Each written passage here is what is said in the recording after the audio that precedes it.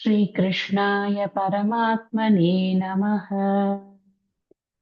ஸ்ரீமத் பகவத்கீதை 9வது அத்தியாயம் ராஜவித்யா ராஜகுஹ்ய யோகம் அப்படிங்கிற தலைப்புல இப்ப நாம பகவானுடைய விஸ்வரூபமானது எப்படி இருக்கு அப்படிங்கிற விவரங்களை பகவான் விவரித்து கொண்டு வருகிறார். முதல்ல எப்படி பக்தி பண்றாங்க அப்படிங்கிற விஷயத்த சொன்னார். பக்தியே இல்லாதவன் எப்படி இருக்கான், அப்புறம் பக்தி இருக்கக்கூடியவன் அவன் எப்படி சததம் கீர்த்தயந்தக அப்படின்னு எப்பொழுதும் அவன் எப்படி பக்தி பண்ணி கொண்டிருக்கிறான் அப்படின்னு சொன்னார். அப்புறம் விதவிதமான பக்தியை சொன்னார். ஞான யஜ்ஞேன சாப்பியன்யே யஜந்தோ மாம் உபாசத்தே ஏகத்வேன பிருதத்வேன பகுதா விஸ்வதோமுகம். ஏகமாக பார்க்கிறார்கள், வேறு வேறாக பார்க்கிறார்கள், விஸ்வரூபமாக பார்க்கிறார்கள். இந்த பகுதா விஸ்வதோமுகம் அப்படின்னு சொன்ன அந்த 15வது ஸ்லோகத்தினுடைய கடைசி பாதத்துல இருக்கிற விஷயங்கள் தான் இருக்கிற அந்த அந்த ஒரு வார்த்தையத்தான் விவரிக்கிறார். அடுத்தது 16, 17, 18, 19 எல்லாத்தையும் எப்படி இந்த விஸ்வதோமுகம் அப்படிங்கிறத எப்படி புரிஞ்சுக்கிறது அப்படின்னு நான் எல்லாத்துலயும் இருக்கேன் அப்படின்னு சொல்றதுக்கு சில உதாரணங்கள் எடுத்துக்கிறார். விபூதி யோகத்துல இன்னும் கொஞ்சம் விஸ்தரிச்சு சொல்ல போறார். அதுக்கான ஒரு முன்னேற்பாடாக இங்க கொஞ்சம் விஷயங்களை அவர் சொல்லி செல்கிறார் அப்படிங்கிறத நம்ம புரிஞ்சுக்கணும். அகம் கிருத்துர் அகம் யஜ்ஞக ஸ்வதாகம் அகம் ஔஷதம். அதுல என்ன சொன்னார்? ஒரு யாகத்தை உதாரணமாக எடுத்துக்கொண்டு இந்த யாகம், யாகத்தின் வகைகள், அந்த யாகத்திற்கு உதவக்கூடிய மந்திரங்கள், இந்த யாகத்தில் பார்ட்டிசிபேட் பண்ணக்கூடிய அந்த ஸ்வதாங்கிற தேவதை, அது மாத்திரமில்ல இந்த யாகத்துக்கான ஆஜ்யம், அக்னி, அந்த யாகம் செய்யக்கூடிய அந்த கர்மம், அதுவுமே கூட எல்லாமே நான் தான் அப்படிங்கிறத முதல்ல சொன்னோம்.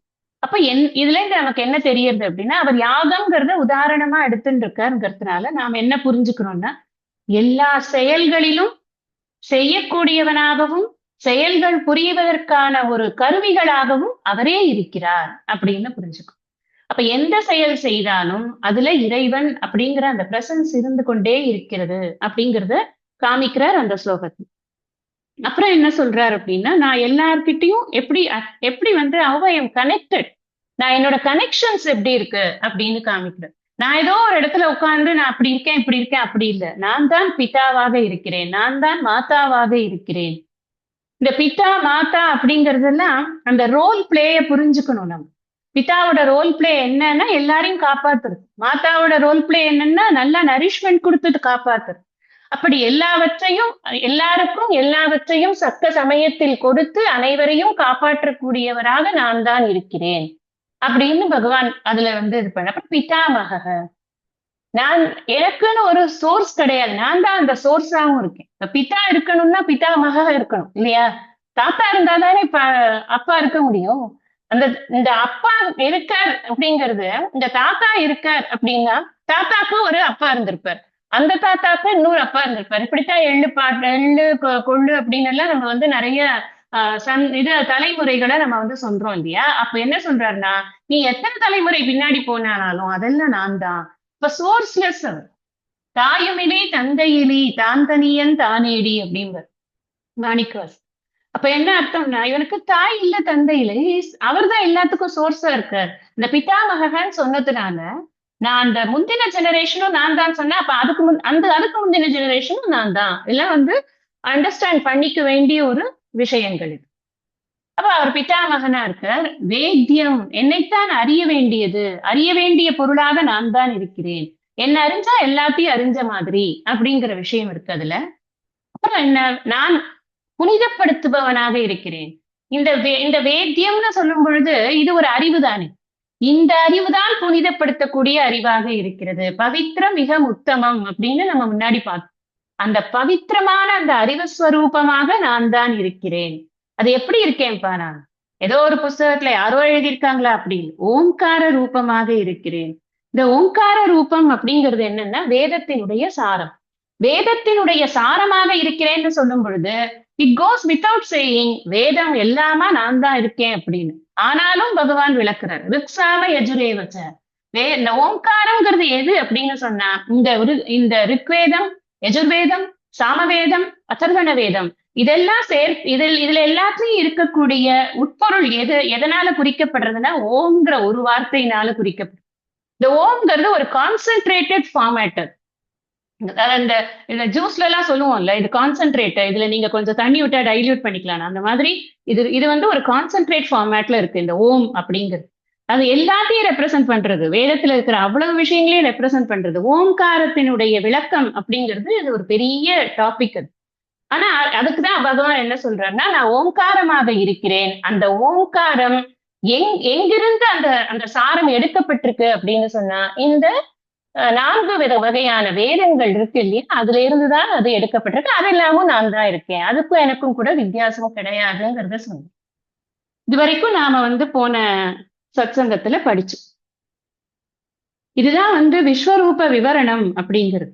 இது பின்னாடி நம்ம நம்ம வந்து விபூதிய பார்க்க போறோம். ஈஸ்வரனுடைய க்ளோரி ஆஃப் ஈஸ்வரா, மகிமா, அதை வந்து நம்ம விபூதி யோகத்துல பார்க்கணும். அதுக்கு அடுத்தது விஸ்வரூப தரிசனமே பார்க்க போறோம். அப்ப அதுக்கு எல்லாத்துக்கும் ஒரு அச்சாரம் போடுறாரு இந்த இடத்துல. நான் இப்படி இருக்கேன், நான் இப்ப நம்ம மைண்ட்ல வந்து ஒரு பிக்சர் கிரியேட் ஆயிட்டே இருக்கு. நான் இப்ப என்ன பண்ணினேனாலும் அதுல பகவான் இருக்கார், அது புரியுறது இல்லையா? நான் பிதா மாதான்னு சொல்லும் பொழுது நான் நம்ம இது வந்து ஒரு ஒரு குறியீடு. மாதாங்கிறது ஒரு குறியீடு, பிதாங்கிறது ஒரு குறியீடு. அந்த குறியீடு மூலமா நம்ம என்ன புரிஞ்சுக்கிறோம்னா, ஆல் ரிலேஷன்ஷிப்ஸ் நான் தான், ஃப்ரெண்ட்ஷிப்ஸ் நான் தான். பின்னாடி சொல்ற போறாரு அதையும். நான் சுஹ்ருத்தாவும் நான் தான் இருக்கேன், அடுத்தது பார்க்க போறோம். அப்ப இதை எதை குறிக்கிறது அப்படின்னா, நீ என் அண்ணியில எதையுமே பார்க்கல. பொருட்களா நான் தான், மனிதர்களா நான் தான், இயற்கையா நான் தான், எங்கேயுமே நான் இல்லாம கிடையாது அப்படிங்கிற விஷயத்த காமிக்கிறாரா இல்லையா? அதைத்தான் அவர் சொல்ல வர்றார். பகுதா விஸ்வத்தோ முகம், பலவாறாக காண்கிறான். எல்லா வகையிலையும், எல்லா இடங்கள்லயும், எல்லா விஷயத்திலையும் நான் தான் இருக்கேன் அப்படிங்கிறத காண்பித்துக் கொண்டே வருகிறார் அப்படின்னு பார்க்கிறோம். அடுத்தது இது 18 படிச்சுட்டோம்னு நினைக்கிறேன். நான் வந்து இது பொருள் சொல்லணும்னு நினைக்கிறேன், நான் விளக்க உரை சொல்லணும். இதுல நாம வந்து இது பார்த்துப்போம், பேர் என்ன, பத உரை பார்த்துப்போம். கொஞ்சம் அதுல வந்து டீட்டெயிலிங் இப்ப நான் சொல்லும் பொழுது ஏற்கனவே என்ன எழுதியிருக்கேனோ அதோட கூட சேர்த்து இதையும் எழுதிக்கும். அவர் என்ன சொல்றார் இதுல, கதிர் பர்த்தா பிரபு சாட்சி நிவாச சரணம் சுஹൃத் பிரபவ பிரளய ஸ்தானம் நிதானம் பீஜம் அவ்யயம். அடுத்த ஒரு விஷயங்களை கொடுக்குறார். எப்படியெல்லாம் இறைவனை அறிவது, இதெல்லாம் தெரியணும். நான் எனக்கு கடவுளை வந்து புரியணும் அப்படின்னு சொன்னா, நீ கடவுளை கண்டிருக்கிறாயா? இந்த கேள்வியே எப்படி இருக்குன்னா, ஏதோ கடவுள் எங்கேயோ ஒரு இடத்துல சிம்மாசனம் போட்டுட்டு உட்காந்துருப்பாரு, அவரை போய் பார்த்துட்டு ஹலோ சார் அப்படின்னு சொல்லிட்டு நம்ம வந்து நான் உங்களை பார்த்துட்டேங்கிறதுக்கு எனக்கு ஒரு அத்தாட்சி கொடுங்கன்னு கேட்டு வாங்கிட்டு வந்து இந்த நான் கடவுளை பார்த்துட்டேன்னு சொல்ற மாதிரி. That is not what it means. கடவுளை காண்பது என்றால் என்னன்னு நம்ம இப்ப படிக்கிறோம் இல்லையா, இதை வச்சுதான் நம்ம புரிஞ்சுக்கணும். நாம பார்க்கறது எல்லாமே கடவுள் தான் அப்படிங்கிறது தான் கடவுள் நமக்கு சொல்லக்கூடிய விஷயம். சிம்பிளா சொல்லணும்னா அவ்வளவுதான். நான் பார்க்கறது எதுவா இருந்தாலும், தூசியா இருந்தாலும் அதுதான் அவர் தான். பெரிய தங்கமா இருந்தாலும் அவர் தான், வைரமா இருந்தாலும் அவர் தான், எதுவா இருந்தாலும் அவர் தான் அப்படிங்கிற கன்விக்ஷன் நமக்கு வரணுங்கிறதுக்காக மெனக்கெட்டு நிறைய உதாரணங்களை கொடுக்கிறார் பகவான். ஃபர்ஸ்ட் இங்க என்ன சொல்றார், கதிஹி. கதிஹிக்கு நான் புகலிடம் அப்படின்னு முதல்ல சொல்லிருந்தேன். நீங்க அதை வந்து புகலிடம்ங்கிறது தப்பு கிடையாது. இன்னும் கொஞ்சம் கூட அதை வந்து நம்ம ஃபைன் டியூன் பண்ணணும்னா எப்படி சொல்லணும்னா, கர்ம பலன்களை கொடுக்கக்கூடியவர் அவர் அப்படிங்கிறதுனால கர்ம பலனாக நான் இருக்கிறேன் அப்படின்னு அத கர்ம பலன் அப்படின்னு போட்டுக்கணும். டெஸ்டினேஷன் அப்படின்னு சொல்றோம், டெஸ்டினி அப்படின்னு சொல்றோம். டெஸ்டினிங்கிறது என்ன? நான் ஒரு காரியம் பண்றேன்னா அந்த காரியத்துக்கான பலன் என்னங்கிறத மனசுல வைத்து கொண்டுதான் ஒரு காரியம் பண்றேன் இல்லையா? இந்த பலன் இல்லாம காரியம் பண்றது அப்படிங்கிறதே எங்கேயுமே கிடையவே கிடையாது. பலன் நான் எதிர்பார்க்க வேண்டாம், நான் அதை நாட வேண்டாம் தான் சொல்லியிருக்கே தவிர நீ காரியம் பண்ண அதுக்கு பலனே இருக்காதுன்னு சொல்லவே இல்லை. அவர் எங்கேயுமே சொல்ல முடியாது. ஏன்னா காரியம் பண்ணா பலன் உண்டு, அதுல இருந்து நம்ம தப்பிக்கவே முடியாது. அந்த பலனால யார் இருக்காருன்னா அது கதி. அந்த பலன் தான் அந்த கதி. எதுக்காக பண்றேன்னா அதுக்காக தான் நான் பண்றேன், அந்த பலனுக்காக தான் பண்றேன். That is my goal, that is my destination. அதுதான் பகவான் அப்படிங்கிறது. அப்ப எதுக்காக ஏன் வந்து அந்த டெஸ்டினேஷன் நான் தான் அப்படின்னு சொல்றாரு அப்படின்னு சொன்னா, நீ எதுக்காக பண்றையோ அது என்னை நோக்கி இருந்தது அப்படின்னு சொன்னா அந்த காரியமே புனிதப்பட்ட காரியமாக போயிடும். நீ உலக விஷயங்களுக்காக பண்ணினாய் அப்படின்னு சொன்னா அப்ப உலக விஷயங்கள் தான் உன்னுடைய கோலா இருக்கிறச்சே, அங்கேயும் நான் தான் இருக்கேன், அதையே நான் கொடுப்பேன் உனக்கு. அடுத்த வார்த்தை சொல்லிடுற, பர்த்தாங்கிறச்சே கர்ம பல தாத்தா. அப்ப இந்த என்னோட லைஃப்ல நான் வந்து என்ன பண்ணணும், அப்ப எனக்கு என்னவா ஆகணும் அப்படிங்கிறதுக்கு யார் கையில கண்ட்ரோல் கொடுத்திருக்கார்? பகவான் கையிலயா? கிடையாது. தான் நம்ம கையில கொடுத்திருக்காரு. என்ன நாளைக்கு நான் இந்த சுகத்தை அனுபவிக்கணும்னா இன்னைக்கு அதுக்கான விதையை நான் போடணும். என் காரியம், என்னுடைய கர்மா அது கரெக்டா பண்ணினேன்னா நான் அந்த சுகத்தை அனுபவிப்பேன்.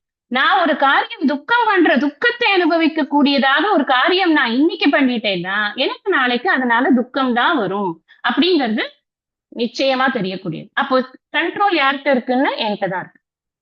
பகவான் வந்து அந்த கதியாக இருக்கிறார். இதுதான் டெஸ்டினேஷன், இங்கதான் போகணும் அப்படின்னா நான் இப்படி போகணும், நான் இப்படி இப்படி சுத்தி சுத்தி போனேன்னா அங்க போக மாட்டேன் இல்லையா? அப்ப அவர் என்ன சொல்றார், நீ என்ன கோலை என்ன நானா பிக்ஸ் பண்ணிட்ட அப்படின்னு சொன்னா உன்னுடைய பாதை ஸ்மூத்தா இருக்கும். அப்ப கத்தின்னு சொன்னா பகவான் தான் டெஸ்டினேஷன், அவர் தான் கர்ம பலனாக இருக்கிறார் அப்படிங்கறத அங்க சொல்ற. இந்த டெஸ்டினேஷன்ங்கிறத டெஸ்டினி ஆஃப் அவர் ஆக்ஷன்ஸ்னு புரிஞ்சுக்கணும். நம்ம என்ன பண்றோமோ அதுக்கான விளைவு தான் அது அப்படிங்கறதாக நம்ம புரிஞ்சுக்கணும். அப்படி புரிஞ்சுட்டாதான் பகவான கரெக்டா புரிஞ்சுட்டதா ஆகும். பகவான் தான் அந்த எல்லா காரியத்தையும் பண்ணவே வைக்கிறார் அப்படி இல்லை. பகவான் நமக்கு எல்லா வசதிகளையும் பண்ணி கொடுத்திருக்கார். நமக்கு வேணுங்கிற சமாச்சாரங்கள் பூரா இந்த உலகத்துல சிருஷ்டி பண்ணிட்டார். நான் அதை உபயோகப்படுத்தி என் புத்திக்கு தகுந்த மாதிரி நான் காரியங்கள் பண்றேன். புத்தியை சரியா வைத்துக் கொண்டு நான் காரியங்கள் செய்தேன் அப்படின்னு சொன்னா அதுக்கான கர்ம பலன் எனக்கு கிடைக்கும். அவருக்கு எந்த பாரபட்சமுமே கிடையாது. ஒரு அழகான சேயிங் இருக்கு, God gives what one deserves, not what one desires அப்படின்னு. அதாவது அதுக்கு என்ன அர்த்தம்னா, இறைவன் ஒருவருக்கு எது தகுதியோ அதை கொடுக்கிறார், எது விருப்பமோ அதை கொடுப்பதில்லை. அப்படிதான் நம்ம எல்லாத்தையுமே எடுத்துக்கணும். நான் நினைச்சேன் நான் கலெக்டர் ஆகல, என்ன பண்றது அதுக்கு? இப்போ நான் கலெக்டர் ஆயினா எதெல்லாம் கஷ்டப்படுவேனோ எனக்கு தெரியாது. பகவான் என்ன கலெக்டர் ஆக வைக்கல. இப்ப எனக்கு எது டிசர்விங்கோ அதைத்தான் பகவான் கொடுப்பாரே தவிர்த்து எனக்கு எது நான் டிசையர் பண்றேனோ அதை கொடுக்க மாட்டார். எல்லாருக்கும் அப்படிதான். எல்லாருக்குமே ஒண்ணு நினைச்சிருப்போம், ஒண்ணு ஆகிருப்போம். நான் நினைச்சதே ஆயிட்டேன்னா ஓகே, அது ரெண்டும் ஈக்குவல் ஆயிடுத்து, மேட்ச் ஆயிடுத்துன்னு வேணா சொல்லிக்கலாமே தவிர்த்து அது எல்லாருக்கும் அது ஈக்குவலா மேட்சா ஆகுறது இல்லை. காரணம் என்னன்னா, நமக்கு இது நம்மளால எவ்வளவு ஹேண்டில் பண்ண முடியும் அப்படி இருக்கோ அதைத்தான் பகவான் நமக்கு கொடுக்கிறார். அது நம்மளோட டிசர்விங் கெப்பாசிட்டி, நமக்கு இருக்கக்கூடிய ஒரு டிசர்விங் கெப்பாசிட்டி என்ன இருக்கோ அது தகுந்த மாதிரிதான் அவர் கொடுக்கிறார். நான் பெரிய கஷ்டம் வரும்போது நான் இதைத்தான் நினைக்கிறதுக்கு முயற்சி பண்ணேன். இந்த கஷ்டம் என்னால தாங்க முடியும்னு நினைச்சுதான் கொடுத்துருக்காரு. பரவாயில்ல, இந்த கஷ்டத்துக்கு நான் தான் காரணம். அந்த காரணமா இருந்தா கூட அந்த என் காரணத்தினால உருவான கஷ்டத்தை தாங்கறதுக்கான சக்தியை கொடு பகவானேன்னு வேணா கேட்கலாமே தவிர இந்த கஷ்டத்தை நீ எப்படி கொடுக்க போச்சுன்னு நான் கேட்கவே முடியாது. ஏன்னா அந்த கஷ்டத்தை உருவாக்கினதே நான் தான். என்னோட இதுதான் கர்மா தான் அந்த கஷ்டத்தை உருவாக்கி. அது எவ்வளவு பெரிய கஷ்டமா இருந்தாலும் சரி. இந்த ஐடியாஸ் எல்லாம் நம்ம மைண்ட்ல இந்த பகவான்கிறத எப்படி வச்சிருந்து பாக்குறோமோ அதுக்கு தகுந்த மாதிரிதான் உருவாகும். இல்லைன்னா நம்ம எல்லாத்துக்கும் பகவானை பிளேம் பண்ணி லைஃப வந்து வேஸ்ட் பண்ணிடும். பிளேமிங் வந்து வெளியில இருக்கவே கூடாது. அப்படியே பிளேம் பண்றதா இருந்தாலும் உள்பக்கம் தான் இருக்கணும். அப்பதான் நம்ம முன்னேற முடியும். அதுக்குதான் பகவான் தான் எங்க இருக்கேங்கிற விஷயத்த சொல்லிக்கொண்டே வருகிறேன். அடுத்தது என்ன சொல்ற, பர்த்தா அப்படின்னு. பர்த்தா அப்படின்னா தாங்குபவன் அப்படின்னு நம்ம சொல்லியிருந்தேன். அதை இன்னும் கொஞ்சம் ஃபைன் டியூன் பண்ணி எப்படி தாங்குறார் அப்படின்னு கேட்டா, கர்ம பல தாத்தாவாக தாங்குகிறார். அவர் கர்மங்களுக்கு பலனை கொடுப்பவராக தாங்குகிறார். அவர் என்னை தாங்குறார் அப்படின்னா என்னை தூக்கி வச்சுட்டு இருக்காரு அப்படின்னு இல்லை. எனக்குன்னு இல்லை, இந்த எனக்குன்னா பர்சனலா சொல்லல. நான் சொல்ற விஷயம் வந்து ஒரு இண்டிவிஜுவலுக்கு இல்ல, இந்த என்டையர் காஸ்மாஸே அவர் எப்படி தாங்குறாருன்னா கர்ம பலன்களை சரியாக கொடுப்பதன் மூலமாக தாங்குகிறார். இந்த ஃபுல் இதுவுமே அப்படிதான் நடந்து கொண்டிருக்கிறது. இந்த இயக்கம்ங்கிறது எப்படி நடக்கிறது அப்படின்னா பை ரூல்ஸ் அண்ட் ரெகுலேஷன்ஸ் மட்டும்தான். மத்த நம்ம கண்டுபிடிக்கிற இயக்கங்கள்லாம் ரூல்ஸ் அண்ட் ரெகுலேஷன்ஸோட நடக்கிறதோ நடக்கலையோ, தட் இஸ் டிஃபரெண்ட். நிறைய விதி மீறல்கள் இருக்கு. இறைவனுடைய கேஸ்ல விதி மீறலே கிடையாது. விதி அப்படிங்கிறது என்னவோ அதுபடிதான் அவர் நடத்தி கொண்டு இருக்கிறார். எங்கேயுமே அவருடைய சொந்த விருப்பு வெறுப்புங்கிறது அவருக்கு கிடையவே கிடையாது. இதுதான் பர்த்தாவோட வேலை. அதனாலதான் சொல்றார் வள்ளுவர், வேண்டுதல் வேண்டாமை இலானடி சேர்ந்தார்க்கு யாண்டும் இடும்பை இல. நீ அவன் வேண்டுதல் வேண்டாமை இல்லாத அவன் இருப்பதனால் அவனுடைய அடி சேர்ந்தால் நமக்கும் மனசுல விருப்பு வெறுப்பு இருக்காது, அதனால நமக்கு துன்பங்கள் இருக்காது, இடும்பை இல அப்படின்னு சொல்ற. அடுத்தது என்ன சொல்ற, பிரபுகு. பிரபுகுன்னு சொன்னா தலைவன் அப்படின்னு அர்த்தம். எல்லாவற்றிற்கும் தலைமையாக, முன்னாடியே ஈஸ்வரக அப்படின்னு அவரை பார்க்கணும். ஈஸ்வரன் சொன்னா என்ன, தலைமை பண்பு அவர்கிட்ட இருக்கு. இங்கேயும் பிரபுகு அப்படின்னு சொன்னா எல்லா செல்வங்களும் இருக்கக்கூடிய எப்படி தலைவனா இருக்க முடியும் ஒருத்தர், அவர்கிட்ட எல்லா செல்வங்களும் இருக்கும். அவர்கிட்ட தைரியம் இருக்கணும், அவர்கிட்ட வீரியம் இருக்கணும், அவர்கிட்ட புகழ் இருக்கணும், அவர்கிட்ட ஆற்றல் இருக்கணும், எல்லாமே இருக்கணும். அப்பதான் அவருக்கு ஐஸ்வர்ய பாவம் வரும், ஈஸ்வரன் அப்படின்னு அவரை சொல்ல முடியும். அதனால அவர் தலைவன், அவர்கிட்ட எல்லா விதமான செல்வங்களும் வேண்டிய அளவுக்கு இருக்கிறது அப்படின்னு நம்ம புரிஞ்சுக்கிறோம். அப்ப பிரபுகு, தலைவனாக அவர் இருக்கிறார். இந்த தலைவனா இருக்கிறச்சே நான் என்ன பண்றேன், அடுத்த வார்த்தை என்ன சொல்றார், நான் தலைவனாகத்தான் இருக்கேன், நான் எல்லாருக்கும் கர்ம பலத்தை கொடுக்கிறேன், நான் கர்ம பலனாகவும் நானே இருக்கிறேன், கர்ம பலத்தை கொடுப்பவனாகவும் நானே இருக்கிறேன். இங்க பாருங்க, நமக்கு இப்போ ஒரு பிரச்சனை வருது அப்படின்னா அந்த பிரச்சனைங்கிறது என்னோட கர்மாவினுடைய எஃபெக்ட். ஒரு துன்பம் ஏற்படுகிறது, இந்த துன்பமாக இருப்பதும் பகவான் தான், இந்த துன்பத்தை கொடுப்பவனும் பகவான் தான். என்னது இது ஒரே கன்ஃபியூஷனா இருக்கு, எல்லாமே அவர் தான். அதுக்குதான் நான் சொன்னேன் முன்னாடியே, பிரம்மார்ப்பணம் பிரம்மஹவிகி அந்த ஸ்லோகத்தை ஞாபகம் வச்சு முன்னாடியே சொல்லியிருக்காரு இந்த விஷயத்த. ஜீவனை பத்தி விளக்கும் போதே இந்த விஷயத்த சொல்லியிருக்காரு. இங்க ஈஸ்வரனை பத்தி விளக்கும் போதும் அதே டாபிக் தான் அவர் எடுக்கிற, எல்லாமே ஒண்ணுதான் அப்படிங்கிறதுக்கு. நாம தான் ஒரு வசதிக்காக பேரை பிரிச்சு பிரிச்சு வச்சு நேம் ஃபார்ம் ஃபங்க்ஷன்ஸ் எல்லாம் நாம வைத்துக்கொண்டு திண்டாடி கொண்டிருக்கு. எல்லாம் அவரை பொறுத்தின வரைக்கும் பாரமார்த்திகமாக ஏகம் சத் விப்ரக பகுதா வதந்தி அப்படிங்கிறது தான் உண்மை. அதனால அவர் ஒன்றாகத்தான் இருக்கிறார், ஏக்கமாக இருக்கிறார், ந த்விதீயம் அத்விதீயமாக இருக்கிறார் அப்படிங்கிறத புரிஞ்சுக்கணும். அப்ப அவர் பிரபுவா இருக்க, அவரே என்ன பண்றார், சாட்சியாக இருக்கிறார். இந்த சாட்சி அப்படின்னா எதுக்கு சாட்சி, சாட்சினா என்ன, நமக்கு தமிழ் தெரியும், ஆனாலும் தமிழை விட அதிகமா இங்கிலீஷ் வார்த்தை தான் தெரியுது. அதனால நாம இதை புரிஞ்சுக்கிறதுக்கு எந்த வார்த்தையை யூஸ் பண்றோம், he is witness அப்படின்னு. இப்ப விட்னஸுக்கு என்ன வேலை, எதுக்கு விட்னஸா இருக்க, அது இருக்குல்ல, எதுக்கு விட்னஸா இருக்காருன்னு. இப்போ ஒரு இது எழுதுறோம், ஸ்டாம்ப் பேப்பர் எழுதுறோம்னா அதுக்கு ஒருத்தர் விட்னஸ் போடுறார். அந்த விட்னஸ் எதுக்கு விட்னஸா இருக்காரு, அந்த ஸ்டாம்ப் பேப்பர்ல இருக்கிற விஷயங்களுக்கு விட்னஸா. அதே மாதிரிதான் செயல்களுக்கும் செயலின்மைக்கும் விட்னஸாக இருக்குது. செயலின்மை ரெண்டுத்துக்குமே அவர் தான் விட்னஸா இருக்கார். இப்போ இன்னும் சொல்ல போனா அறிவு அறியாமை எல்லா விஷயம் எல்லா இருமைகளுக்கும் விட்னஸாக இருக்கிறார். அவர் தான் சாட்சியாக இருக்கிறார். சாட்சிக்கு பார்ட்டிசிபேஷனே கிடையாது. எந்த விஷயத்திலையும் சாட்சியை இன்வால்வ் பண்ண மாட்டோம். நீ பாத்தியா, பார்த்த, அவ்வளவுதான், முடிஞ்சது, வெள்ள இறங்கி போ, அவ்வளவுதான் சாட்சியோட வேலை. அப்ப அவருக்கு இங்க நடக்கக்கூடிய அத்தனை விஷயங்களிலும் எந்த ஒரு இன்வால்வ்மெண்ட்டும் கிடையாது. ஏன்னா அவருக்கு அகங்காரம் மமகாரம்ங்கிறது கிடையாது. நான் அவருக்குன்னு ஒரு பேச்சுக்கு தான் சொல்றேன். இது எல்லாத்தையும் எப்படி புரிஞ்சுக்கணும்னா எனக்குன்னே புரிஞ்சுக்கணும். இவ்வளவு தூரம் படிச்சுட்டு நமது கடவுளை அங்க வச்சுட்டு அது அவர் ஒரு என்டைட்டி அப்படின்னு பேசிட்டு இருக்க கூடாது. எனக்கு இந்த கடவுளுங்கிறது வேற யாரோ கிடையாது, என்னத்தான் சொல்றது, பரம்பொருளாகிய நான் அப்படின்னு பகவான் சொல்றார். நானும் சொல்லிக்கணும் பரம்பொருளாகிய நான் அப்படின்னு. அதுல எல்லாம் இதுவே இருக்கக்கூடாது, டவுட்டே இருக்கக்கூடாது. நம்ம இப்ப சாட்சியாக இருக்கிறார், சாட்சியாக இருக்கிறார். அடுத்தது என்ன சொல்ற, நிவாசக. நிவாசக அப்படின்னு இந்த சாட்சிக்கு நீங்க நல்ல உதாரணம் அந்த ஸ்கிரீனை ஞாபகம் வச்சுக்கோங்க.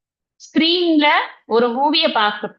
இந்த மூவி என்ன மூவில நடந்தாலும் ஸ்கிரீன் அஃபெக்ட் ஆகுறது கிடையாது, ஸ்கிரீன் நகர்றது கிடையாது, அங்கே இருக்கு. அந்த மூவி நடக்கிறது, மூவி இருக்கிறதே ஸ்கிரீனாலதான் தாங்கிறது. எல்லாத்துக்குமே போட்டுக்கலாம், இந்த கதிகி பக்தா பிரபுகு சாட்சி எல்லாத்துக்குமே அந்த ஸ்கிரீன் தான் அப்படிங்கிறத புரிஞ்சுக்கலாம். நம்ம புரிஞ்சுக்கிறதுக்காக அந்த உதாரணத்தை மனசுல வச்சு.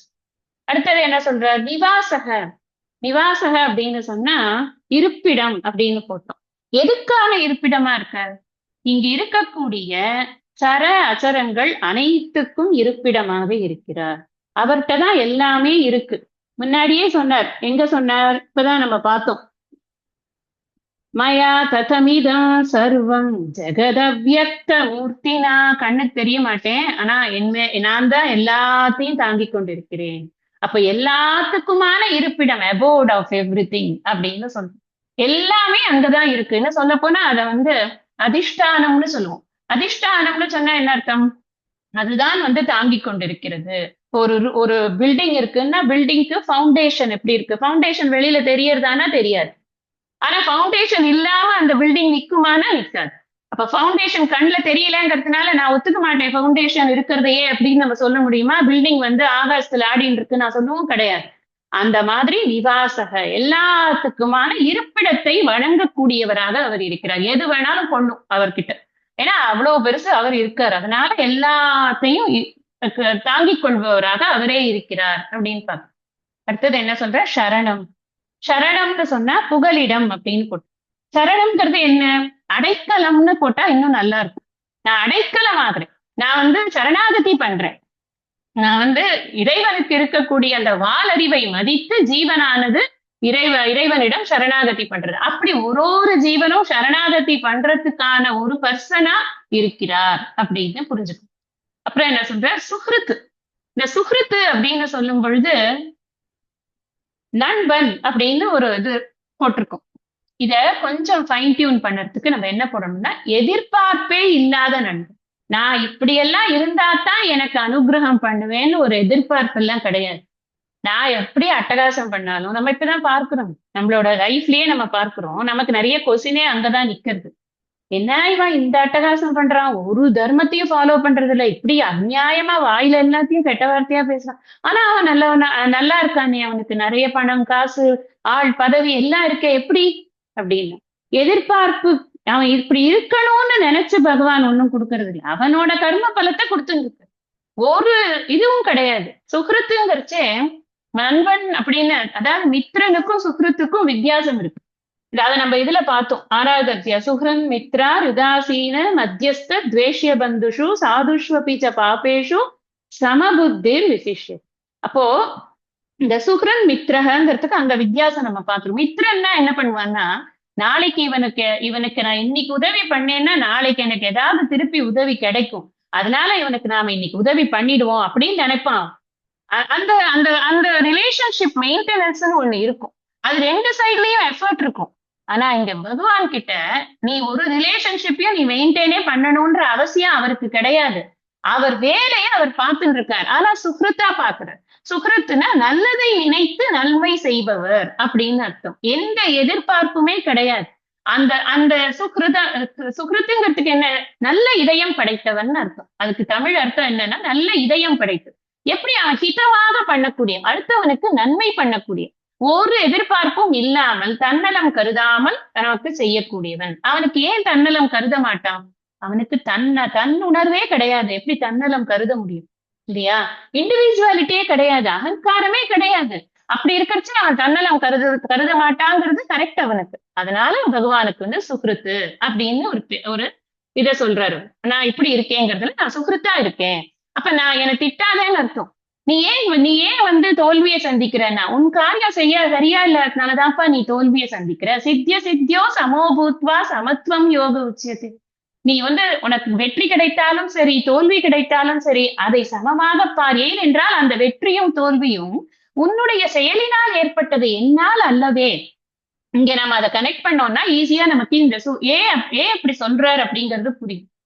சுக்கரதுக்கே சமயகிருத்வா அப்படிங்கிறது எல்லாத்தையும் நீ ஈக்குவலா பாரு. ஏன்னா எனக்கு எதுவும் வந்து இது கிடையாது, வஞ்சனை கிடையாது. உன்னை இப்படி பண்ணணும் அப்படி பண்ணணும்னு ஒண்ணுமே கிடையாது. நீ என்கிட்ட வந்து புலம்புற, நீ என்ன இப்படி பண்ணிட்டே பகவானே, நான் உனக்கு அப்படிப்பட்டேனே, பாலால் அபிஷேகம் பண்ணேனே, தேனால் அபிஷேகம் பண்ணேனே, எனக்கு இந்த மாதிரி ஒரு நஷ்டத்தை கொடுத்துட்டியே, அதை பண்ணியே இதை பண்ணியே புலம்பாது. நீ பால் அபிஷேகம் தேன் அபிஷேகம் எல்லாம் பண்ணிட்டு இருக்கிறச்சையே நீ ஏதோ ஒரு தப்பும் பண்ணிருப்ப. நான் என்ன பண்ண முடியும்? எந்த தப்புக்கு எப்ப தண்டனை வர கொடுக்கணும் காலம் தீர்மானிக்கிறதும் நான் அதை அப்படியே எடுத்து கொடுத்துட்டு இருக்கேன். அவ்வளவுதான். That is all my job அப்படின்னு பகவான் சொல்றாரு. எனக்கு எந்த எதிர்பார்ப்பும் கிடையாது. நல்லவனோ கெட்டவனோ கொடுக்க வேண்டியதை கொடுத்து கொண்டிருக்கேன். பிரபவக. பிரபவகன்னா என்ன அர்த்தம்? தோற்றம்னு அர்த்தம். நன்றாக வெளிப்படுவது அப்படிங்கிறது நானாத்தான் இருக்கேன். எதெல்லாம் வெளிப்பட்டு இருக்கிறதோ அத்தனையும் நானாத்தான் இருக்கேன். இங்க இருக்கக்கூடிய ஆல் மேனிஃபெஸ்டேஷன்ஸ் எதெல்லாம் கண்ணுக்கு புலப்படுறதோ நம்மளுக்கு இந்திரியங்களுக்கு புலப்பட்டதாக இருக்கிறதோ அத்தனையும் நானாதான் இருக்கேன். அப்புறம் பிரளயக ஒடுக்கம், அதெல்லாம் ஒடுங்குறதே. அது எங்க ஒடுங்குறதுன்னா என்கிட்டேதான் ஒடுங்கு.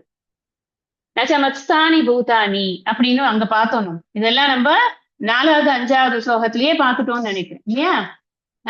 இல்ல சாரி, 6வது 7வது ஏதோ ஸ்லோகத்துல நம்ம பார்த்திருக்கோம். எத்தனாவது? சாரி, 4வது 5வது தான் கரெக்ட். மயாகதம் இதம் சர்வமும் நச்சமத்ஸ்தானி பூதானிலையும் இந்த விஷயங்கள் எல்லாம் சொல்லியிருக்காரு.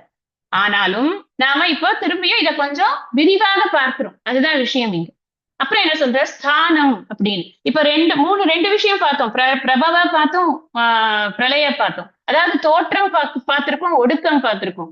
ஸ்திதி ஸ்திதி எப்படி இருக்குன்னா அதுவும் நான் தான். ஸ்தானம் அப்படிங்கிறார். ஸ்தானம்னு சொன்னா என்ன அர்த்தம்? இருப்பிடம்னு போட்டிருக்கும். அந்த இருப்பிடம்ங்கிறது இன்னும் கொஞ்சம் ஃபைன் டியூன் பண்ணோம் அப்படின்னு சொன்னா நிலை பெறுதல், வாழ்க்கையில் நிலை பெறுதல். அந்த நிலை பெறுதல்ங்கிறது எதனால நடக்குது? என்னால தான் நடக்குது. நான் தான் பண்றேன் அந்த நிலை பெறுதல். அப்ப சிருஷ்டி ஸ்திதி லயம் மூணும் நான் தான் அப்படிங்கிறத நம்ம புரிஞ்சுக்கிறோம். நிதானம் நிதானம்ங்கிறதுல அங்கேயும் இருப்பிடம் போட்டிருக்கோம். நான் முன்னாடியே சொன்னேன் உங்களுக்கு, போன கிளாஸ்ல எல்லாத்துக்கும் இருப்பிடம்னு நம்ம போட்டிருக்கோம். ஆனா அதெல்லாம் நான் விளக்குறேன் அப்படின்னு சொல்லியிருக்கேன். யாரெல்லாம் சீரியஸ் சீக்கர்ஸோ, யாரெல்லாம் சீரியஸா நோட்ஸ் எடுத்து படிக்கிறேனோ அவங்க, நான் இப்ப வந்து ஃபைன் டியூன் பண்ணணும்னு சொல்றேன் இல்லையா, அந்த விஷயங்களை எழுதிக்கோங்க. நீங்க அந்த இடத்துக்கு பக்கத்துல இப்படித்தான் அதை ஃபைன் டியூன் பண்ணிருக்கோம்னு எழுதிக்கோங்க. அந்த நிதானம்னு சொன்னா என்ன அர்த்தம் அப்படின்னா, புண்ணிய பாபங்களினுடைய ஒரு ரெப்பாசிட்டரியா இருக்கிற அந்த ஸ்டோர் ஹவுஸ் சொல்றோம் இல்லையா, எல்லா புண்ணிய பாபங்களும் அங்கதான் பண்றோம். அவர்தான் இந்த பர்சனுக்கு, இந்த இந்த ஜீவனுக்கு இந்த இந்த புண்ணிய பாபம் இப்போ பலன் கொடுக்கணும் அப்படின்னு எடுக்கிறது. அது எங்க இருக்குன்னா அவர்கிட்ட தான் இருக்கு. எல்லா புண்ணிய பாபம் எல்லாத்தையும் ஹோல்ட் பண்றார், எல்லாத்தையும் அவர் தான் கண்டெயின் பண்றார் அப்படின்னு அர்த்தம். நிதானம் அப்படின்னு சொன்னா அனைத்திற்கும் இருப்பிடமாக இருக்கிறார். முக்கியமாக இங்க எந்த ஆங்கிள் சொல்லப்பட்டிருக்கு அப்படின்னு சொன்னா, நம்மளுடைய புண்ணிய பாபங்கள் அனைத்தும் அங்கதான் இருக்கு.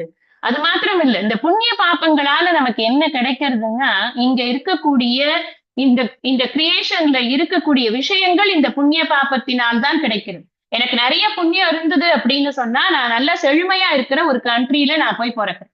எனக்கு புண்ணியம் கம்மியா இருக்கு அப்படின்னு சொன்னா, நான் போய் பசி பட்டினி இருக்கக்கூடிய ஒரு இடத்துல நான் போய் பிறக்கிறேன். இந்த இந்த இது கிரியேஷன் இருக்கே, அது இப்ப இந்த இடம் செழுமையா இருக்கு, இந்த இடம் வந்து இப்படி இருக்குங்கிறது எல்லாமே எங்க வந்து உட்கார்ந்து இருக்கு அப்படின்னா, அது எல்லாத்தையும் இருப்பிடமாக எது கொண்டிருக்கிறதுன்னா அது இறைவன் அப்படின்னு புரிஞ்சுக்கணும். அப்ப எல்லாவற்றுக்குமான ஒரு ரெபாசிட்டரி, ஒரு ஸ்டோர் ஹவுஸா அவர் தான் இருக்கார் அப்படின்னு புரிஞ்சுக்கணும். அடுத்தது அவ்யயம் பீஜம். அழிவே இல்லாத, அவ்யயம்னா அழிவற்ற, அழிவே இல்லாத வித்து. அது என்ன அழிவே இல்லாத வித்து? இந்த படைப்பு இருக்கே, அது அடுத்தடுத்து வரணும். அந்த படைப்புக்கு இது முடிஞ்சு போச்சு, அவ்வளவுதான். இனிமே யாராவது கொண்டு வந்து ஏதாவது குடுத்தாதான். நம்ம விதை நெல்லே தீந்து போச்சு, இனிமே விதை நெல் வந்தாதான் விதைக்கணும்னு அந்த அளவுக்கு ஒரு ஃபார்மரா அவர் இல்ல. எப்பவுமே அந்த விதை இருந்துட்டே இருக்கு. காரணம் என்ன? இது அழிவற்றது.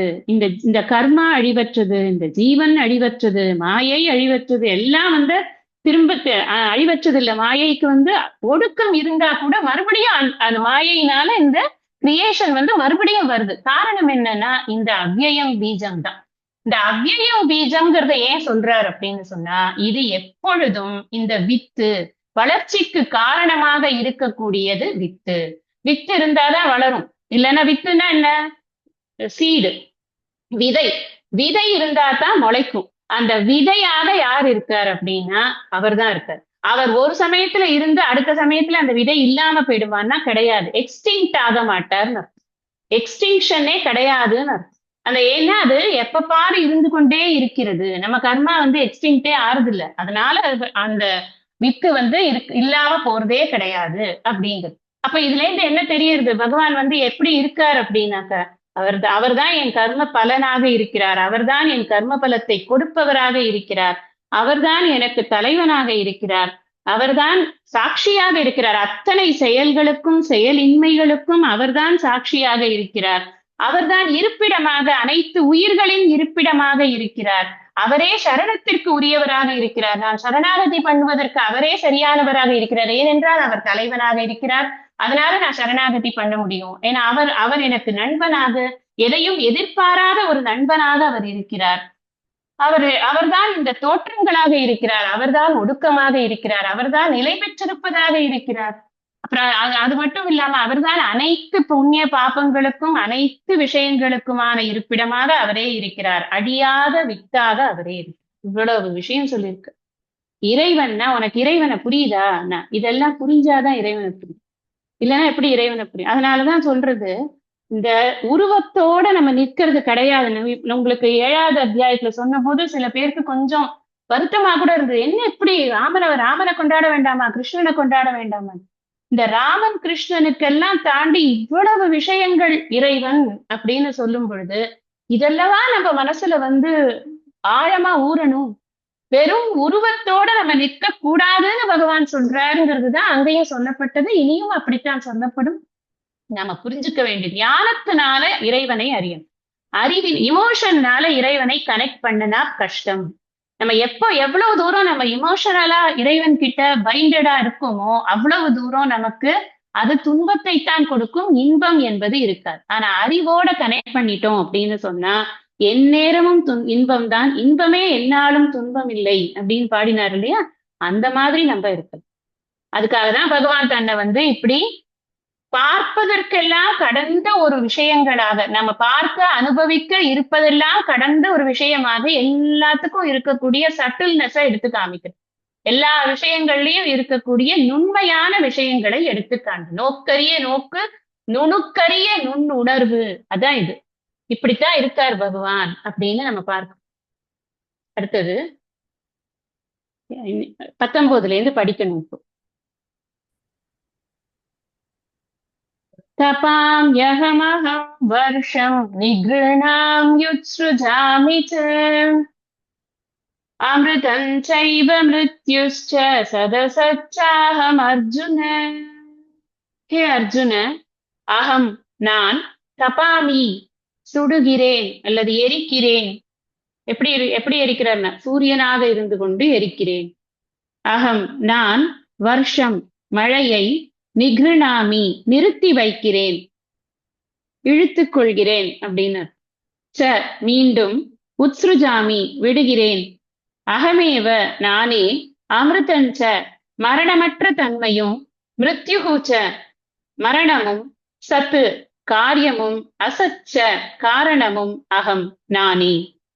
அடுத்த வெர்ஷன் ஆஃப் நோயிங் பகவான். எப்படி தெரிஞ்சுக்கிறது பகவான் அதை சொல்றார்.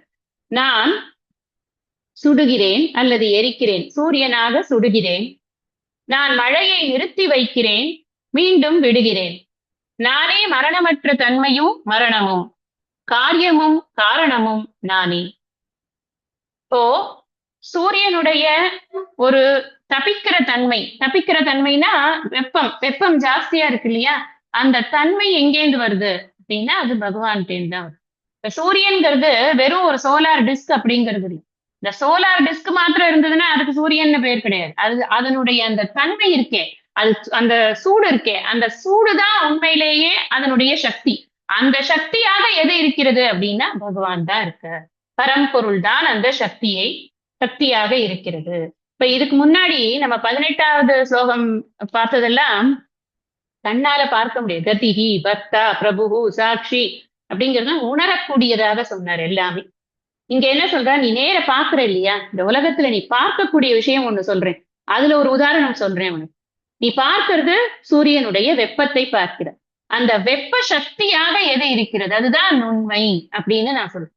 அந்த சக்தியாக இறைவன் தான் இருக்கிறார் அப்படின்னு. இப்ப மழைய பெய்ய வைக்கிறதும் நான் தான், மழைய கொடுக்காம எடுத்துக்கிறதும் நான் தான். எங்க படிச்சோம் இதே விஷயத்த? நம்ம எல்லாரும் வான் சிறப்புல படிச்சிருக்கோம். கெடுப்பதும் கெட்டார்க்கு சார்பாய் மற்றாங்கே எடுப்பதும் எல்லா மழை அப்படின்னு, கொடுப்பதும் எல்லா மழை அப்படின்னா என்ன அர்த்தம்? கெட்டார்க்கு சார்பாய், நல்லவனா இருந்தது, நல்ல நீ தர்மமா இருந்த அப்படின்னா மழைய கொடுக்கறதும் நான் தான். ஆனா நீ தர்மமா இல்ல அப்படிங்கிற போது மழையை நிறுத்தி வைப்பவனும் நான் தான். ஏன்னா அதுக்கு கடைசி குறள்ல அவர் சொல்லிட்டார், ஒழுக்கம் இருந்தால்தான் வான் நின்று பெய்யும், இல்லைன்னா பெய்யாது. முதல் குறளையும் கடைசி குறையும் கனெக்ட் பண்ணி பார்த்தா நமக்கு தெரியும். வான் நின்று அமிழ்தம் வரணும் அப்படின்னு சொன்னா இந்த நீரின்றி அமையாது ஒழுக்கு, அதுக்கு வான் உன்னுடைய ஒழுக்கம் இல்லாமல் வானிலிருந்து மழை பெய்யாது அப்படிங்கிற விஷயமா சொல்லி முடிச்சிருக்க. நம்ம அந்த வான் சிறப்பு அதிகாரத்துல இந்த விவரங்களை எல்லாம் பார்க்கிறோம். இப்ப இங்க நம்ம என்ன புரிஞ்சுக்கணும் அப்படின்னா, நான் தான் மழையை பொய்ய வைக்கிறேன், நான் தான் மழையை நிறுத்துறேன் அப்படின்னா என்ன? உன்னுடைய ஒழுக்கத்தின்படி மழை பெய்யும், மழை நிற்கும். அந்த நிக்கிற பெய்யற விஷயம் இருக்கே, அது எதை பேஸ் பண்ணி இருக்குன்னா, முன்னாடி ஸ்லோகத்துல என்ன, கர்ம பல தாத்தாவா இருக்கார் இல்லையா, இந்த கலெக்டட் கர்மா இருக்கே, அது ஒழுக்கமா இருந்ததுன்னா மழை கொடுப்பார், இல்லைன்னா மழையை கொடுக்க மாட்டார். சோ அந்த மழை அப்படின்னு அதை பொழிய வைக்கக்கூடிய ஒரு சக்தி வேணும். எப்படி இது பாருங்க, இதெல்லாம் சொல்லும் பொழுது கண்டென்சேஷன், இவாபரேஷன் எல்லாம் நம்ம இப்பதானே படிக்கிறோம். அதுக்கு முன்னாடி அதெல்லாம் தெரியாம இருந்திருக்கான்னா, அதெல்லாம் இருந்திருக்குங்கிறது நமக்கு இதுல இருந்து தெரியுது. சயின்டிஸ்ட் எதை கண்டுபிடிக்கிறாங்கன்னா, என்ன இருக்கோ அதுல இருந்து ஒரு தியரியை எடுக்கிறாங்க. ஏற்கனவே இருக்கு, மழை பெய்யுறது அப்படிங்கிறது புதுசா சயின்டிஸ்ட் தான் கண்டுபிடிச்சாங்களா? எப்படி மழை பெய்யுது அப்படிங்கிறத இல்ல, எப்படி மழை பெய்யுறதுங்கிறத கண்டுபிடிக்கிறாங்க. நமக்கு என்ன திருஷ்டியில கிடைக்கிறதோ, நமக்கு எதை திருஷ்யமா இருக்கோ அந்த விஷயத்த ஆராய்ச்சி பண்றவங்க தான் சயின்டிஸ்ட் அந்த வேலைதான் சயின்டிஸ்ட் பண்றாங்க. ஆனா அந்த திருஷ்யத்தை யார் கொடுக்குறா அப்படின்னா அது பகவான் தான் கொடுக்குறாரு. அங்கதான் இருக்கு பகவானுடைய திறமை. அதனாலதான் சொல்றது, இறைவன் எல்லாவற்றுக்கும் அப்பாற்பட்டவன், நம்மளோட புத்திக்கெல்லாம் அப்பாற்பட்டவனாக அவன் இருக்கிறான். ஏற்கனவே இந்த இந்த முறையில தான் மழை வரணும். இதுல இருந்து நெடுங்கடலும் தன் நீர்மை குன்றும் அப்படின்னு சொன்னார். பெரிய கடல் இருக்கு, அதுல இருந்துதான் அந்த சூரிய கிரணங்கள்னால இந்த வாட்டர் எவாபரேட் ஆகி அது மேல போய் அது மேகங்களாக இருந்து அப்புறம் அது கண்டென்சேஷன் ஆகி அதுக்கப்புறம் மழை பெய்யுது. இந்த இந்த சைக்கிள் இருக்கே, இந்த வாட்டர் சைக்கிள் இருக்கே, அதை யார் இது பண்ணினான்னா நான் தான் பண்ணேங்கிறாரு. அந்த வாட்டர் சைக்கிள்ங்கிறது வேற ஒண்ணும் இல்லப்பா, அது நான் தான். இத நான் தர்மமா, இந்த தர்மம் எப்படி ப்ரிவைல் ஆயிட்டு இருக்கோ அதுக்கு தகுந்த மாதிரி இது கரெக்டா நடக்கும், உங்களுக்கும் கரெக்டா மாதம் மும்மாறி மழை பெய்யும் அப்படிங்கிறது. மாதம் மும்மாறி மழைனா என்ன அர்த்தம் அப்படின்னு சொன்னா, 10 நாளைக்கு ஒரு மழை வரணும் அப்படின்றதுதான் கணக்கம். 10 நாளைக்கு ஒரு மழை வரணும், அந்த மழையும் ராத்திரியில வரணும். அழகா சொல்லுவார் சுவாமி. அந்த 10 நாள் வெயில் அடிச்சா, அந்த ஒரு நாள் மழை பெஞ்சது அப்படின்னு சொன்னா, 9 நாள் வெயில் அடிச்சோ இல்ல 10 நாள் வெயில் அடிச்சோ ஒரு நாள் மழை பெஞ்சது அப்படின்னு சொன்னா அந்த மழை நல்ல மழையா இருக்கும். அதுக்கு பேர் தான் சுவிருஷ்டி அப்படின்னு பேர். சுவாமிஜி இதுல சங்கல்பங்கள்லயே வச்சிடுவார். இப்ப ஒரு ஆசிரமத்துக்கு ஒரு பிரேயர் இருக்கு, இல்ல எங்க கோவிலுக்கே ஒரு பிரேயர் இருக்கு அப்படின்னா கூட அதுலயே வச்சிடுவார். அதிவிருஷ்டி அனாவிருஷ்டி ரஹித சுவிருஷ்டி பிராப்தியர்த்தம் அப்படின்னா என்ன அர்த்தம்னா, ஓஹோன்னு பேய்த்து எல்லாருக்கும் ஒரே வெள்ளக்காடா ஆக்கிடக்கூடாது, அதிவிருஷ்டி வேண்டாம். அனாவிருஷ்டி இல்லவே இல்லாம எல்லாரும் தண்ணியை குடத்தை தூக்கிட்டு ரோடா திரியவும் வேண்டாம், அதுவும் வேண்டாம். விருஷ்டி பிராப்தியர்த்தம், எவ்வளவு தேவையோ அவ்வளவு வரும். அந்த மழை இப்படித்தான் வரும். அந்த மாசத்துக்கு 3 மழை வந்ததுன்னா அந்த விளைச்சலும் நல்லா இருக்கும், இங்க இருக்கிற தண்ணி தேவையும் கரெக்டா இருக்கும். இதெல்லாம் இருந்துட்டு இருந்தது, ஏற்கனவே இருந்த விஷயங்கள் தான். அதை யார் பண்றா அப்படின்னு சொன்னா, இந்த இக்கோ சிஸ்டம் நான் தான்ப்பா காப்பாத்துறேன். சிம்பிளா நம்ம புரிஞ்சுக்கணும். என்டையர் இக்கோ சிஸ்டம் யார் காப்பாத்துறான்னா நான் தான் காப்பாத்துறேன், நான் தான் அது அப்படிங்கிறது. அங்கேயே என்ன பாரு, நீ சூரியனை பாக்குறியா, அந்த சூரியனோட சக்தியா என்ன பாரு, அந்த வெப்பமாக என்னை பாரு, மழையோட குளிர்ச்சியாக என்னை பாரு. அதனால வெப்பத்தையும் தாங்கிக்கோ, குளிர்ச்சியையும் நீ அக்செப்ட் பண்ணிக்கோ. மழை பெய்யுற ரெயின் கோ அவேன்னு சொல்லாத, எனக்கு ரெயின் வேணும்னு புரிஞ்சுக்கோ. நீ சூரியன் ரொம்ப தகிக்கிறதே, சூரியனே வேண்டாம் எனக்கு அப்படின்னு சொல்லாரு. சூரியனே உதிக்காத நாட்டுல அவங்கன்னா எவ்வளவு கஷ்டப்படுறாங்கன்னு போய் பாரு. So every thing is required அப்படிங்கிறது தான் இங்க சொல்லக்கூடிய விஷயம். அதான் ரொம்ப முக்கியம் நமக்கு தெரிஞ்சுக்க. அடுத்தது என்ன சொல்றார், நிகிருணாமி உத்ஸ்ருஜாமி. அமிர்தம் அமிர்தம் அப்படின்னு சொன்னா மரணமற்ற தன்மை அப்படின்னு அர்த்தம். இந்த இடத்துல இன்னொரு தத்துவார்த்தமான அர்த்தம் இருக்கு அதுக்கு. அமிர்தம் அப்படின்னு சொன்னா ஞானம்னு அர்த்தம். ஞானமாக நான் தான் இருக்கிறேன் அப்படின்னு அர்த்தம். இது தத்துவார்த்தமான ஒரு அர்த்தம். அதே போல ஞானம் தான் மரணமற்ற தன்மையை கொடுக்கிறது, மெய்யறிவு. அதே மாதிரி மிருத்யு அப்படின்னு சொன்னா அஜ்ஞானமாகவும் நான் தான் இருக்கிறேன். மரணம் அப்படிங்கிறது அஜ்ஞானம், அஜ்ஞானம்னா அறியாமையாக நான் இருக்கிறேன். முன்னாடி சொன்னார் சாட்சியா இருக்கேன் செயலுக்கும் செயலின்மைக்கும். இங்க சொல்றார் அறிவுக்கும் அறிவாகவும் அறியாமையாகவும் நானே இருக்கிறேன். ஆதிசங்கரர் ரொம்ப அழகா சொல்றார், இந்த அமிர்தம் மிருத்யு அப்படிங்கிற விஷயத்த சொல்லும் பொழுது, தேவானாம் அமிர்தக, தேவர்கள் இடத்தில் அவர் அமிர்தமாக இருக்கிறார். தேவர்கள் அமிர்தம் சாப்பிட்டுட்டு அவர்கள் எல்லாம் உயிரோட எப்போ பார்த்தாலும் இருக்காங்க, அதெல்லாம் நமக்கு புரியறதுக்காக சொல்றது. ஞானத்தோடு அவர்கள் இருக்கிறார்கள்னு நம்ம புரிஞ்சுக்கணும். அந்த இடத்துல மரணமற்ற தன்மையாக அவர் தான் இருக்கிறார். மனிதர்களிடத்தில் அவர் மிருத்யுவுக்கு என்ன சொல்றாருன்னா மர்த்திய மிருத்தம் அப்படின்னு, அதாவது மனிதர்களிடத்தில் அவர் மிருத்யுத்தன்மையாக இருக்கிறார். ஏன்னா மனிதர்களாக இருக்கும் பொழுதுதான் நமக்கு அறியாமை இருக்கிறது. இந்த அறியாமையாக நானே இருக்கிறேன், அறிவாக நானே இருக்கிறேன், அறியாமையாக நானே இருக்கிறேன். அடுத்தது சொல்ற சத்து அசத்து ரெண்டும் நானா தான் இருக்கேன். இந்த சத்து அசத்து அப்படிங்கிறது பல வகையாக நாம சொல்றது உண்டு. சத்து அப்படிங்கிறது அதாவது ஜென்ரலா மீனிங் வந்து சத்து அசத்துக்கு காரணம் காரியம் அப்படின்னு சொல்றது உண்டு. இங்க வந்து எப்படி சொல்றார் அப்படின்னு சொன்னா, இங்கேயும் காரணம் காரியம்ங்கிறதாகத்தான் சொல்றார். ஆனா அதை இன்னும் கொஞ்சம் சட்டிலா புரிஞ்சுக்கிறதுக்கு எப்படி அப்படின்னு சொன்னா, இருப்பாக நான் இருக்கிறேன், இன்மையாகவும் நானே இருக்கிறேன் அப்படின்னு இதை புரிஞ்சுக்கிறது. இப்ப இருப்பாக சத்து அப்படின்னு சொன்னா காரியம் எஃபெக்ட், அசத்து அப்படின்னு சொன்னா காரணம் காசு. இந்த இருப்பாக இருக்கு அசத்துங்கிறது காசா இருக்கு, அது கண்ணுக்கு தெரியறது கிடையாது. அது வந்து அது இல்லாதது போல இருக்கிறது. ஆனா சத்து எப்படி இருக்கு, காரியமா இருக்கு, அது கண்ணுக்கு தெரியறது எஃபெக்ட். அது இருப்பு மாதிரி தெரியுது, இருக்கிற மாதிரி தெரியுது. அந்த இருக்கிற மாதிரி தெரியறதும் சரி, இல்லாததாக இருக்கிறதும் இல்லாத மாதிரி இருக்கிறதும் சரி, ரெண்டும் நான் தான். அப்ப என்ன அர்த்தம்னா, நீ பார்க்கக்கூடிய அனைத்திலும் அது இல்லாத பொருளாக இருந்தாலுமே சரி, அங்கேயும் நான் தான் இருக்கேன். இருக்கின்ற பொருளாக இருந்தாலும் சரி, அங்கேயும் நான் தான் இருக்கிறேன். இந்த எல்லா இடத்துலயும் நாம ஒரு விஷயத்தை புரிஞ்சுக்கணும். என்ன அப்படின்னா, இறைவன் இல்லாத இடம் என்பதே கிடையாது அப்படிங்கறதான் பல வகையாக அவர் சொல்ல முற்படுகிறார் அப்படிங்கிறத நாம புரிஞ்சுக்கணும். அப்ப எல்லாமா நான் தான் இருக்கேன் அப்படிங்கறத சொல்லியிருக்க. இந்த முதல்ல நம்ம ஆரம்பிக்கிறச்சே இந்த வித்யாவோட மகிமைய பார்த்தோம். அதுக்கப்புறம் ஈஸ்வரனுடைய ஸ்வரூபம் சொன்னார்.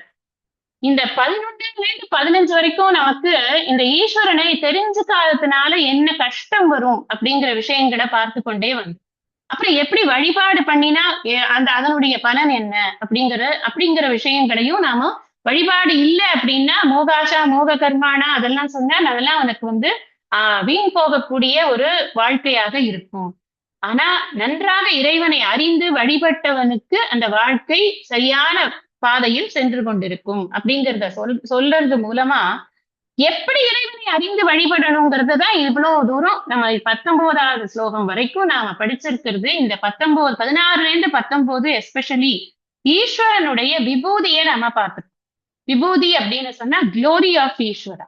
ஈஸ்வரன் நம்ம எப்படி அறிந்து கொள்ளப்பட வேண்டியவர், அவருடைய பெருமைகள் என்ன, அந்த பெருமைகளை நாம எண்ணி எண்ணி பார்க்கிறது அப்படிங்கிறது நம்முடைய கடமை. இந்த ஸ்லோகம் இந்த 16-19 நம்ம எப்படி வந்து ஒவ்வொரு பொருள்லையும் ஈஸ்வரனை பார்ப்பது, ஈஸ்வர தர்சனம் அப்படின்னு இந்த டாபிக் வச்சுக்கி. இந்த ஈஸ்வர தர்சனம்ங்கிறது ஈஸ்வரனே காட்டி கொடுக்கிற நமக்கு, இப்படித்தான் நீ என்ன பார்க்கணும், இப்படித்தான் நீ என்ன புரிஞ்சுக்கணும், நான் சொல்றபடி நீ என்ன பார்த்தியானாதான் உனக்கு துன்பம் என்பது இருக்காது அப்படிங்கறத நாம இங்க அதேதான் சொல்லியிருக்காரான்னு இல்ல, இத சொல்றதுனால நாம புரிஞ்சுக்கணும். இப்போ என்னை பத்தி நீங்க கேட்டீங்கன்னு வச்சுக்கோங்களேன், நான் என்னை பத்தி சொல்றது உங்களுக்கு ஃபர்ஸ்ட் ஹேண்ட் இன்ஃபர்மேஷனா இருக்குமா, இல்ல இந்த குரூப்ல யாராவது ஒருத்தர் பேரை சொல்லி நீங்க வந்து என்னை பத்தி சொல்லுங்க அப்படின்னு சொன்னா அவங்க சொல்றது உங்களுக்கு ஃபர்ஸ்ட் ஹேண்ட் இன்ஃபர்மேஷனா இருக்குமா? எதை நீங்க வந்து ஏற்றுக்கொண்டு என்னை பத்தின ஒரு முடிவுக்கு வர முடியும்? நிச்சயமா நான் சொன்னாதான் உங்களுக்கு அதனுடைய இன்ஃபர்மேஷன் ஃபர்ஸ்ட் ஹேண்டா இருக்கும். இதேதான் நான் சொல்றதுக்கு இங்க நான் இது வந்து 100% என்ன நான் நினைக்கிறேன் அப்படின்னு சொன்னா, எனக்கு ஈஸ்வரனை சரியா தெரியலன்னா என்னால ப்ராப்பரா பக்தி பண்ணவே முடியாது. நான் பக்தியே ஒரு பேருக்கு ஏதோ பண்ணிட்டு இருப்பேன். அதுக்குதான் பகவான் வந்து தன்னை வெளிப்படுத்தி கொண்டே இருக்கிறார். இங்க வெளிப்படுத்துறதுடைய அழகை நம்ம வந்து ரசிக்கணும்.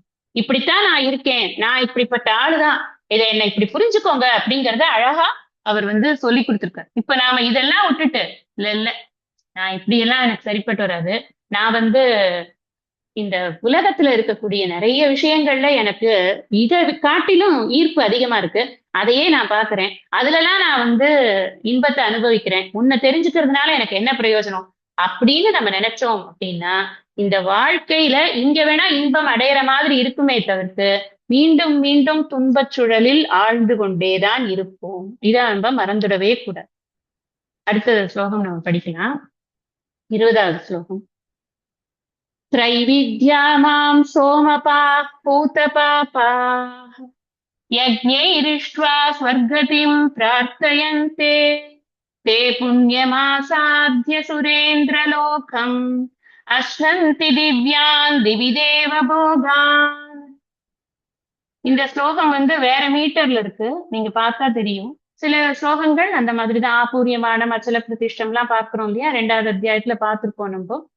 அது மாதிரி இந்த ஸ்லோகம்லாம் வந்து வேற வேற மீட்டர்ல இருக்கும். அந்த மீட்டர்ல நம்ம படிக்கணும். திரைவித்யா. திரைவித்யா அப்படின்னா 3 வேதங்களையும் அறிந்தவர்களும், சோமபாகா யாகங்களை செய்து சோமரசம் அருந்தியவர்களும், பூத்தபாபாகா அதர்மத்திலிருந்து விலகியவர்களாக, அதாவது பாப்பங்களிலிருந்து விலகியவர்களாக அப்படின்னு போனோம். யஜ்ஞைஹி யஜ்ஞங்களால், மாம் என்னை, இஷ்ட்வா வழிபட்டு, ஸ்வர்கதிம் பிரார்த்தையந்தே ஸ்வர்க கதியை பிரார்த்திக்கின்றனர்.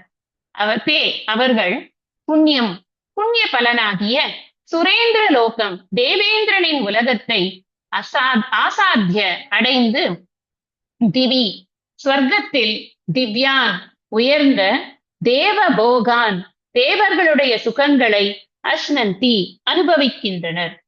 3 வேதங்களையும் அறிந்தவர்களும், யாகங்கள் செய்து சோமரசம் அருந்தியவர்களும், அதர்மத்திலிருந்து விலகியவர்களாக அல்லது பாபங்களிலிருந்து விலகியவர்களாக யஜ்ஞங்களால் என்னை வழிபட்டு ஸ்வர்க்ககதியை பிரார்த்திக்கின்றனர். அவர்கள் புண்ணிய பலனாகிய தேவேந்திரனின் உலகத்தை அடைந்து சொர்க்கத்தில் உயர்ந்த தேவர்களுடைய சுகங்களை அனுபவிக்கின்றனர். தான் இந்த ஸ்லோகத்தினுடைய பதவுரை மற்றும் பொழிப்பு. இந்த ஸ்லோகத்தினுடைய மைய கருத்து என்ன அப்படின்னு சொன்னா, சகாமமாக கர்மம் பண்ணக்கூடியவர்களுடைய நிலை என்ன அப்படிங்கிறத சொல்றார். இந்த ஸ்லோகத்திலையும் சொல்லி இதோட கண்டினியூஷன் அடுத்த ஸ்லோகத்துல இருக்கு.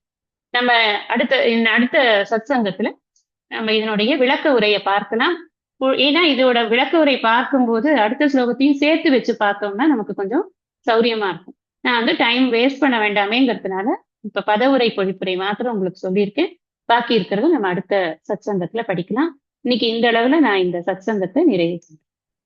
ஐயனே எனதுள்ளே நின்று அனந்த ஜென்மங்கள் ஆண்ட மெய்யனே உபதேசிக்க வெளிவந்த குருவே போற்றி, உய்யவே முக்தி நல்கும் உதவிக்கோர் உதவினாயேன், செய்யுமார் ஒன்றும் காணேன் திருவடி போற்றி போற்றி.